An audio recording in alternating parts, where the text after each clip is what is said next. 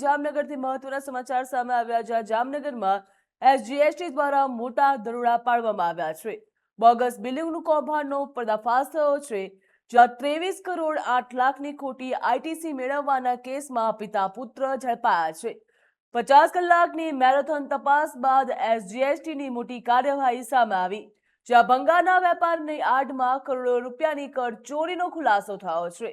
રાજકોટ અમદાવાદની 22 ટીમો જામનગર ખાતે ત્રાટકી હતી જ્યાં દરેક જીઆઈડીસીમાં અનેક સ્થળોએ એક સાથે તપાસ હાથ ધરવામાં આવી હતી તો માંડવરા ટ્રેડિંગ કંપનીના માલિક અને પુત્રની ધરપકડ કરવામાં આવી છે। બ્રાસ ભંગારના વેપારમાં બોગસ બિલિંગના પુરાવા પણ મળી આવ્યા જ્યાં 100 કરોડથી વધુના બિલિંગ કૌભાંડની આશંકા વ્યક્ત કરવામાં આવી। એસજીએસટીની તપાસ તેજ થઈ છે જ્યાં અન્ય સંડોવાયેલા લોકો સુધી પહોંચવાનો પણ પ્રયાસ હાથ ધરવામાં આવ્યો છે।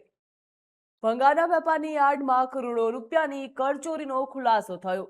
રાજકોટ અમદાવાદની 22 ટીમો જામનગર ખાતે ત્રાટકી હતી જ્યાં જીઆઈડીસીમાં અનેક સ્થળોએ તપાસ પણ હાથ ધરવામાં આવી હતી।